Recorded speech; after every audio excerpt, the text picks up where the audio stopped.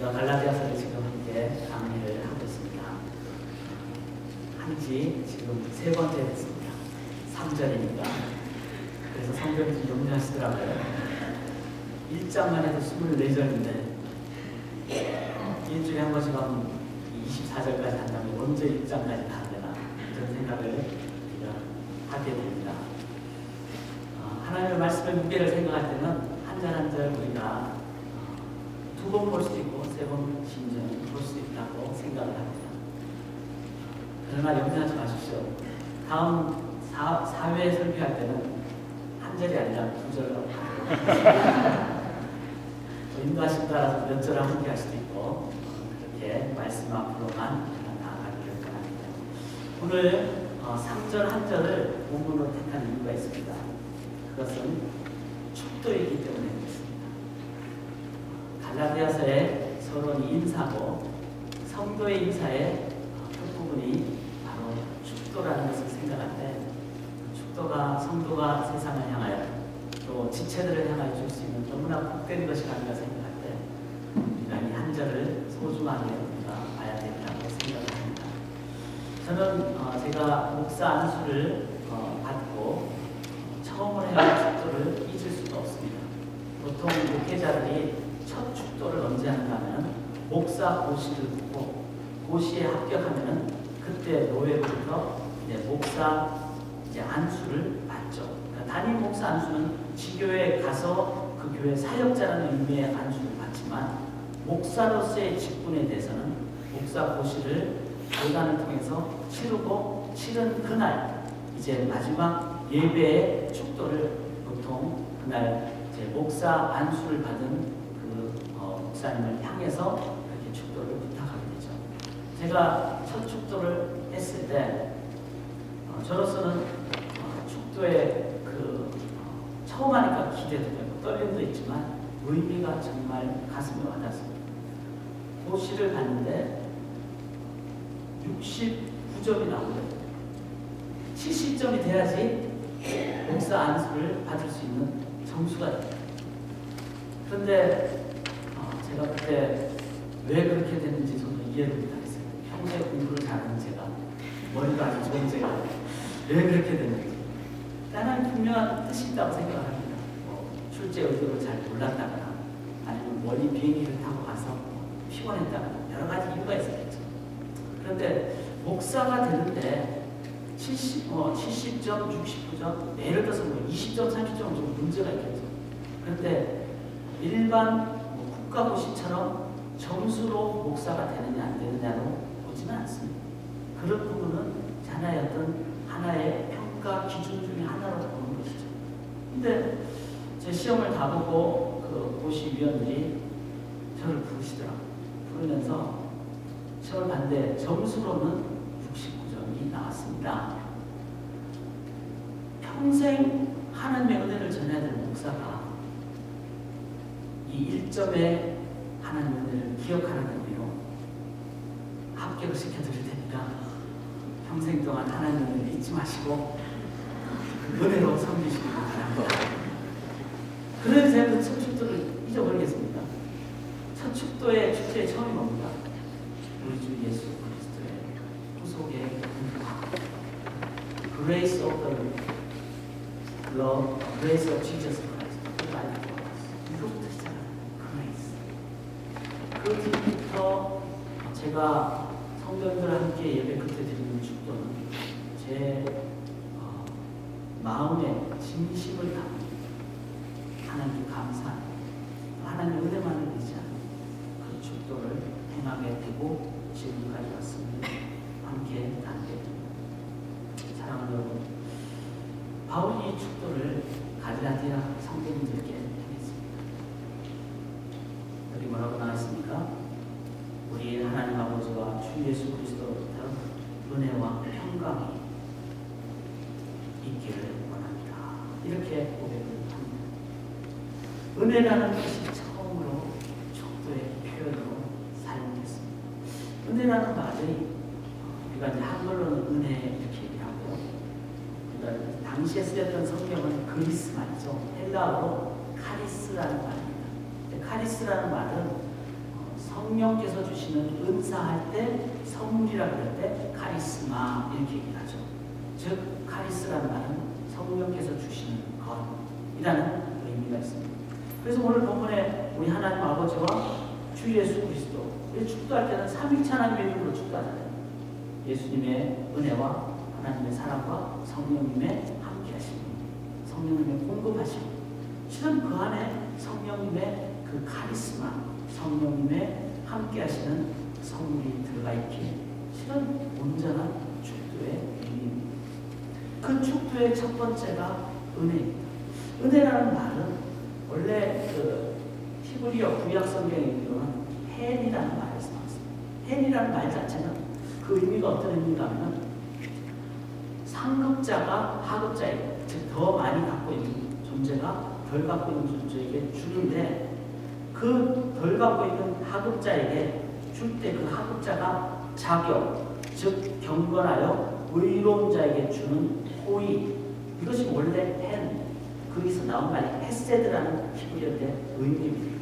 그러니까 자격을 갖추고 의무를 다한 자에게 주는 것이 바로 헤세드의 원래 의미였습니다. 그래서 창세기 6장에 보면은 노아는 은혜를 입은 자라 그렇게 나오지만 그 표현과 함께 뭐라고 나오냐면 노아는 당대의 의인이고 이렇게 나옵니다. 그러니까 노아는 뭐 완벽한 사람은 아니었죠. 그러나 당대에 정말로 최선을 다한, 그래서 이 하나님의 복을 받을 자격이 있을 만한 그런 자였다. 그래서 은혜를 입은 이런 표현을 썼습니다. 그러나 본질적으로 노아도 그렇고 모두도 그렇고 우리가 하나님의 진정한 구원이라는, 진정한 하나님의 사랑, 거룩하신 하나님 앞에서 그대로 우리가 하나님 앞에 우리의 모습 그대로 설 수 있는 그런 거룩한 존재가 결코 아니잖아요. 그래서 하나님이 우리에게 주신 그 하나님이 우리가 하나님 앞에 설 수 있도록 해주시기 위해서 하나님 먼저 해주신 것이 뭔가 하면 받을 자격이 없는 자를 먼저 자격 있게 만들어 주셨다. 이것이 실은 성경에서 나오는 진정한 은혜의 의미입니다.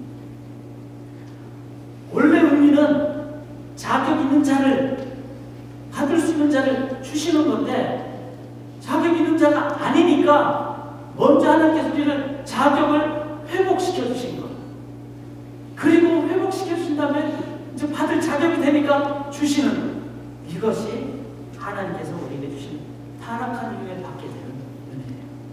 그럼 타락 전에는 뭐죠? 다 받았잖아요. 그게 바로 은혜였어요. 그런데 타락한 이후에는 자격이 없기 때문에 먼저 자격을 회복시켜 주셔요. 그래서 하나님께서 탕자가 왔을 때 제일 먼저 가락지를 빼준 거예요. You are recovered your position. 너의 이제는 직분이, 아들이라는 그 직분이 너는 회복되었다. 그거 먼저 안 해주면 사람들이 돌 던지기 때문에 정말 불효자 하면서 아버지를 저렇게 팔아넘기려고 하는 자라는 그 자를 아버지가 먼저 자격을 회복을 시켜주시는 겁니다. 이게 은혜예요. 우리가 타락한 이후에 받을 수 있는 은혜의 첫 번째 모습. 뿐만 아니라 그 하나님께서 자격을 회복시켜 주시고 계속 풍성하게 살아갈 수 있는 관계를 이제는 지속해 주시는 것. 관계가 있으면 어떻게 되죠? 그 다음부터는 이제는 공급을 계속 받는 겁니다. 회복의 자격의 회복과 관계의 지속, 이것이 바로 하나님께서 우리에게 주신 은혜입니다. 사랑하는 여러분, 은혜는 관계 회복뿐만 아니라 먼저 우리의 지위의 회복이라는 것을 생각을 하셔야 됩니다. 그래서 은혜로 구원받은 하나님의 백성들은 실은 당당해요. 나 같은 죄인 살리시리라는 겸손함이 있지만 하나님 나를 하나님의 자녀로 지위를 복권 회복시켜 주셨습니다. 하나님의 자녀만큼 하나님이 나를 의인 삼아주는데 그분과 나를 알고 계속 너는 죄인이다라고 했을 때 하나님이 나를 의인 삼아주는데 누가 나를 괴롭게 하냐? 담대해야 되고 당당해야 된다.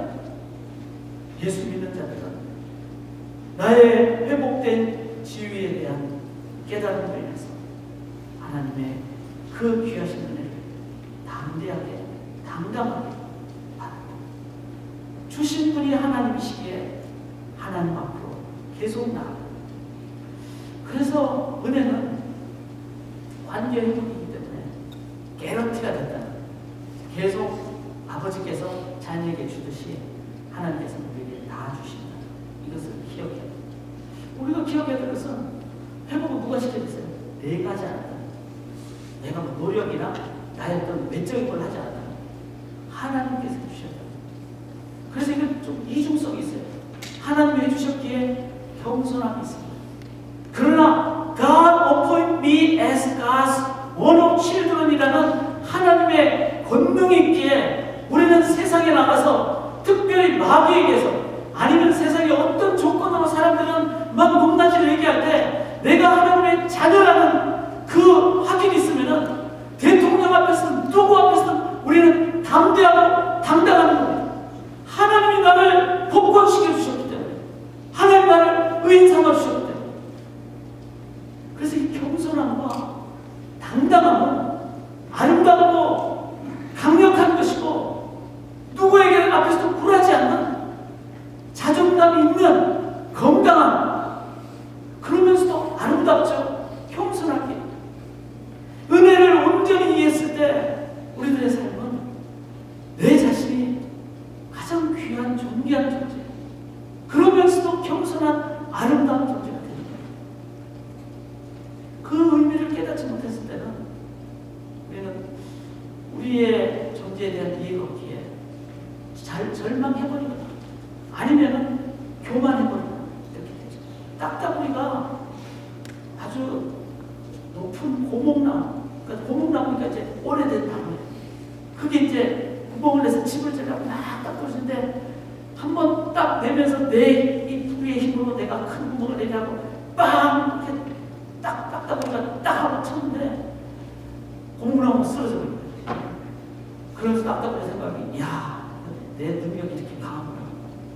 대신 고목나무를 딱 치는 순간 벼락이 쳐서 찬풍 소리와 함께 벼락이 고목나무에 쳐서 나무가 쓰러졌는데 그걸 보고 자기가 쳤다고 생각합니다. 우리의 모습이 어쩌면은 나의 나된 존재는 고목나무를 쓰러뜨릴 만큼 그보다 더 강력한 하나님의 자녀는 강력한 권능, 정말 어메이징 그레이스, 이 세상의 원수까지 사랑할 수 있는, 그 누구도 품을 수 있는 하나님의 놀라운 풍성함, 산을 옮길 수 있는 하나님의 능력을 갖는 그 하나님의 자녀의 그 권세와 권능과 그 풍성함이 있음에도 불구하고 그것을 주신 분이 하나님 안에서 잊어버린다 하는 것이 어메이징 그레이스라는 것을 잊어버릴 때 우리들은 이 축도의 온전한 이해를 하지 못하는 거예요. 정말 복받지 못하는, 예배 끝날 때 그 복의 의미를 우리가 온전히 이해하고 받아야 될 줄 압니다. 사랑하는 여러분, 은혜는 우리에게 너무나 귀한 것이 아니라 가장 귀한 것입니다. 청년부 조장 모임을 이제 오늘부터 하기 시작했어요. 은혜가 있는 겁니다.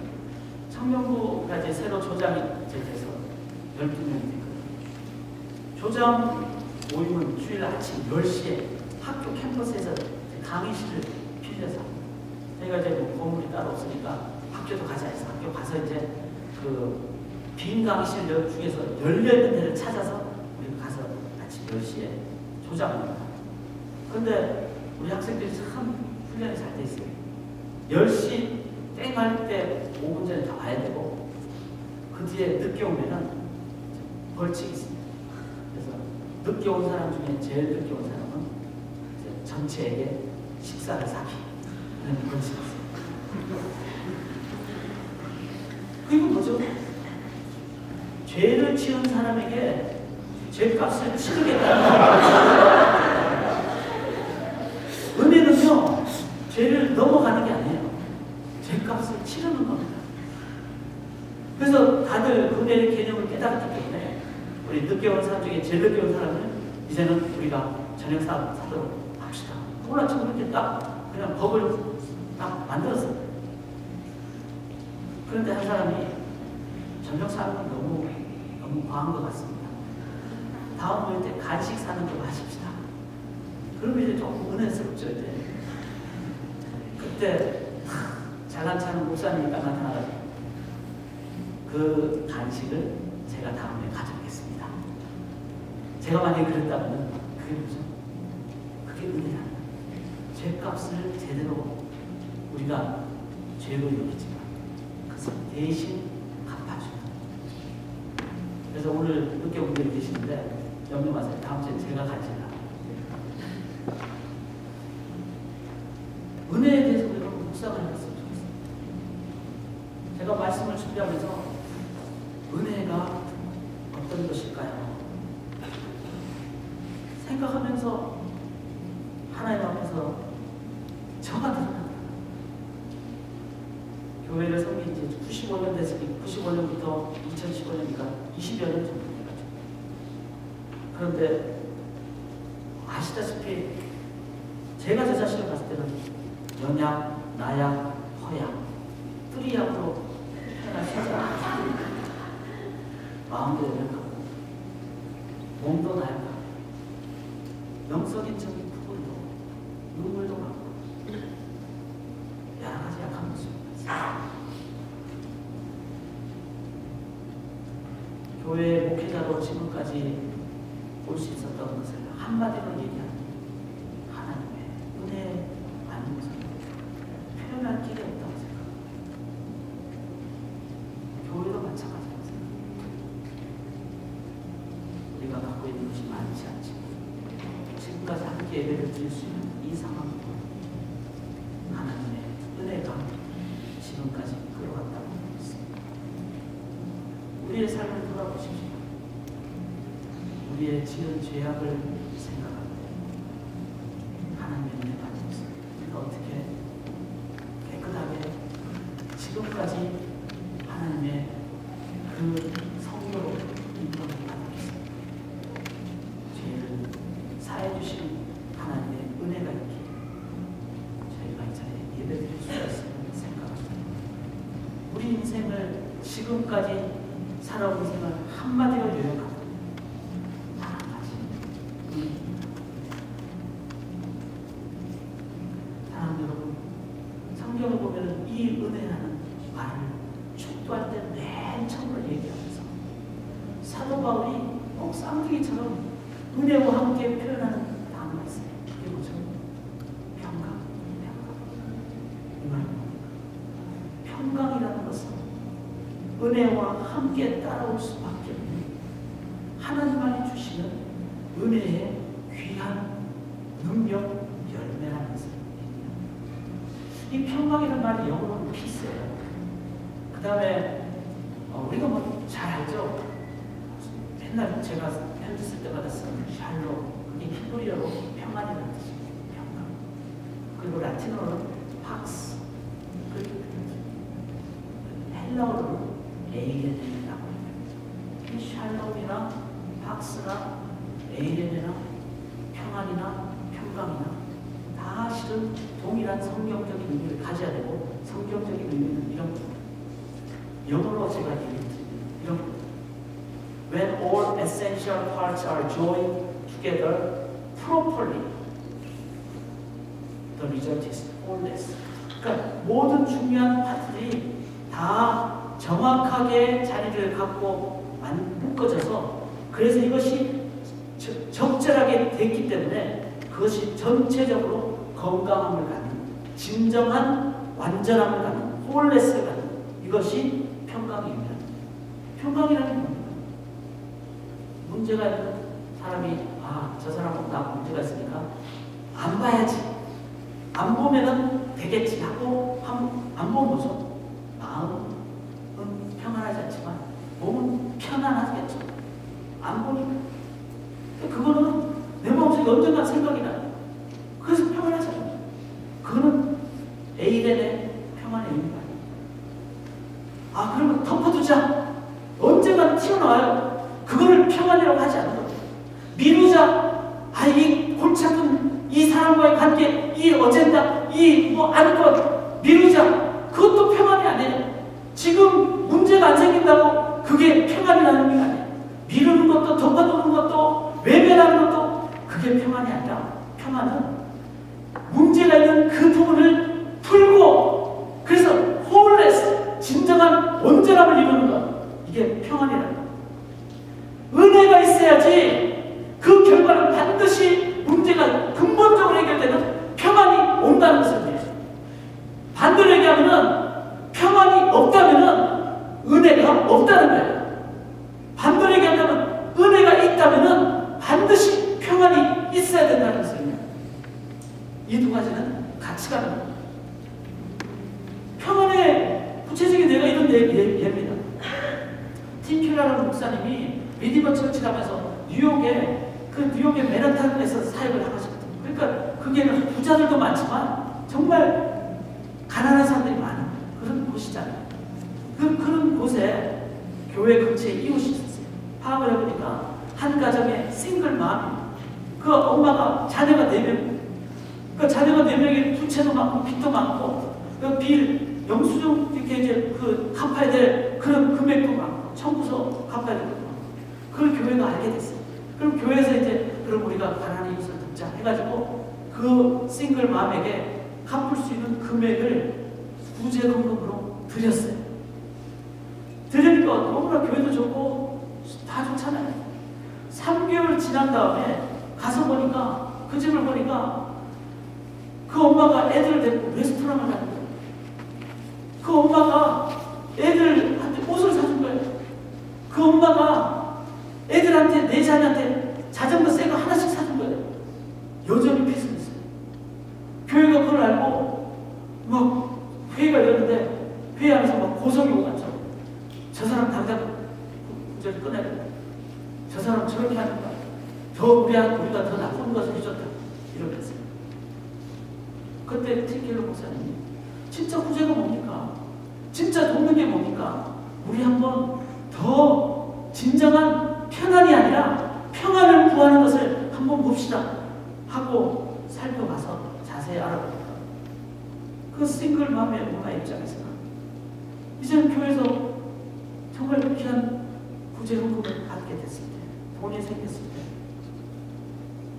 그 엄마는 아빠 없이 자란 아이들을 봤을 때 아이들이 맛있는 남들 다 가는 레스토랑 한 번 못 가는 것 때문에 마음이 아파서 그래서 아이들에게 그렇게 외식을 하는 그 기쁨을 누려줘. 동네를 다 타고 다니는 자전거를 자기 자녀는 못하게 그 자녀들이 정말로 원하는 자전거를 사줘. 그러고 나니까 지금 그게 오는 다른 거 갚을 필요 없고 이 깊은 얘기를 들었을 때 교회에서는 이게 우리 조부라고 한 것인지 저분의 진짜 아픔을 우리가 제대로 알아볼까? 우리는 구제에서 편안한 그러나 그분의 마음속에 좀 미안하고 마음이 어렵겠지만 자녀에게 자전거한 대 사준다. 자녀에게 먹고 싶은 식당 가서 음식을 사준다. 그 자녀가 기뻐하는 그 엄마의 기쁜 마음 우리가 그것을 보지 못했다.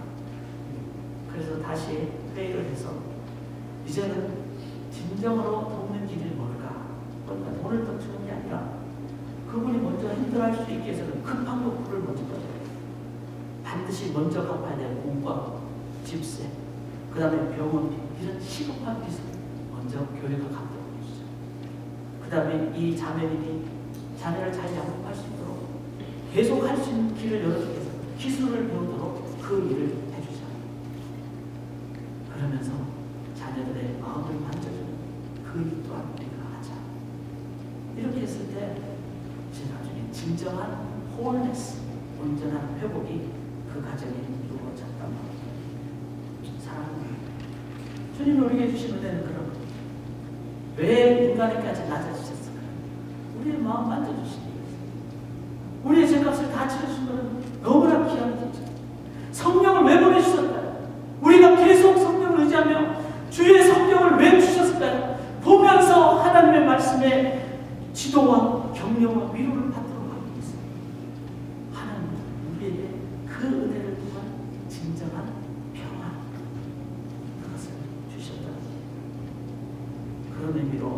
은혜를 제대로 이해한 사람, 진정한 평안을 사람들에게 구하면서 기억하면서 나아가게 됩니다. 사랑합니다. 이 시대에 필요한 것은요, 편안이 아닙니다. 기름값이 내려갔다고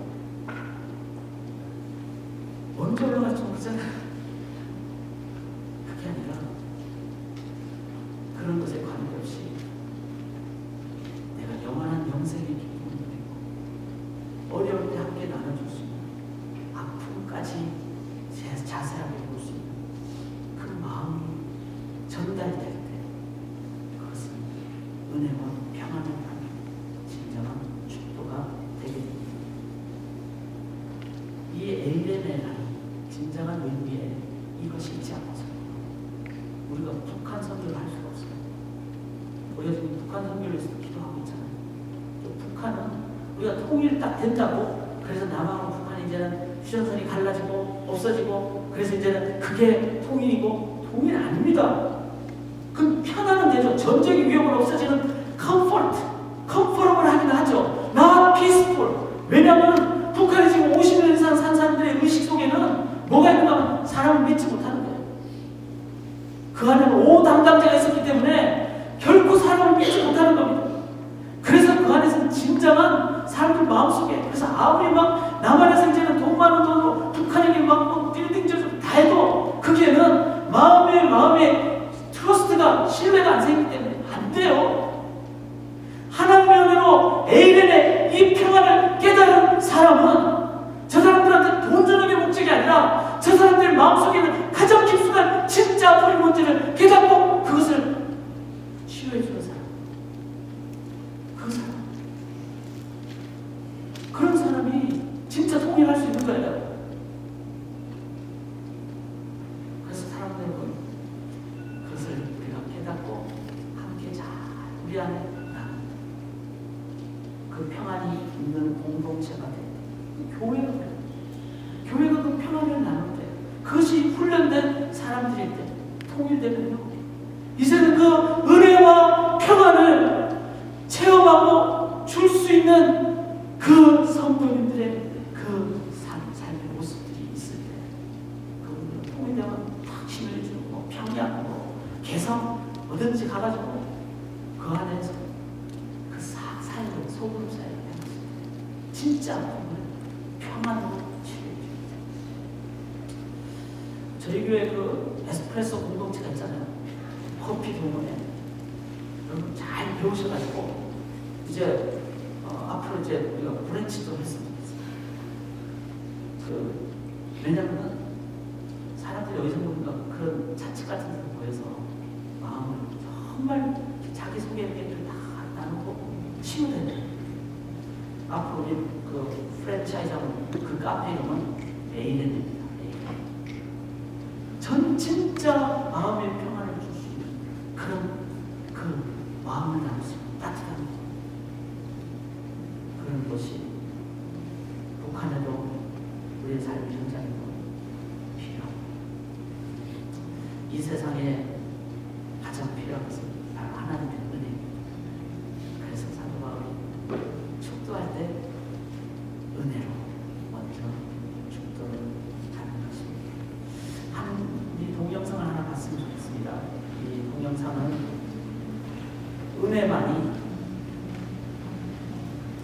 세상에 진정한 회복을 준다는 내용입니다. 아시는 분들이 많으실 거예요. 1996년에 한 선교사님이 남미 에콰도르를 갔어요. 가서 이제 죽게 됐습니다. 간 것은 사람이죠. 죽게 된 것은 상황이었습니다. 그 상황에 그 다음 가족들이 은혜로 갔을 때 갖게 되는 결과를 저희 함께 보내주십니다. 한번 우리 같이 보시도록 하겠습니다.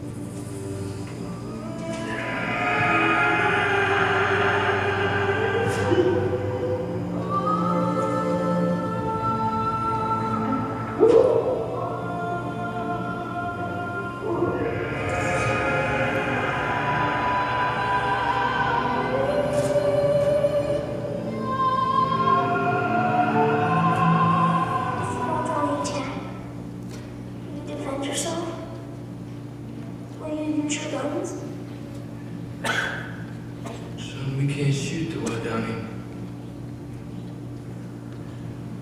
They're not ready for heaven. We are.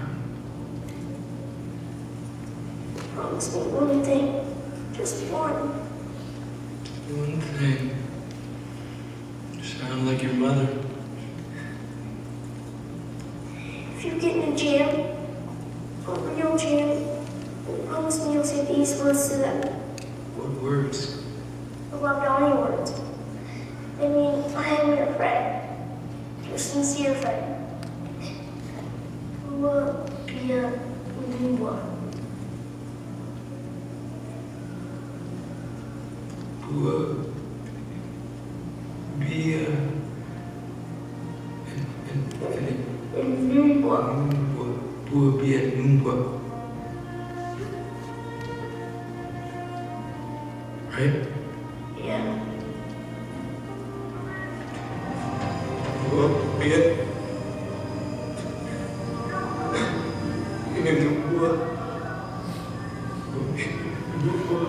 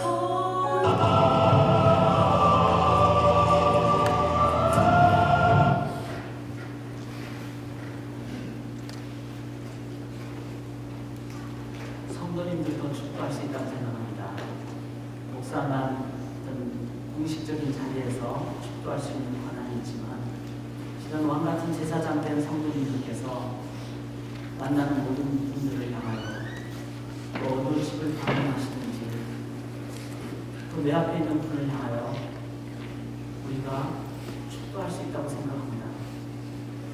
그 축도는 다른 것이 아니라 하나님의 은혜를 전하는 것이기에 반드시 세상이 성도되어야 되고 그리고 평안도 함께 주는 것이기에 세상의 유일한 진정한 해결이기에 성도님들 이 축도를 만나는 모든 분들에게 세상에 선포하고 주셔야 한다고 생각합니다. 그러나 그 축도는 우리의 능력에서 나오지 않고 우리 주 예수 그리스도의 그 하나님 아버지의 사랑, 성령의 함께 하시는 삼위일체 하나님만이 주시는 것입니다.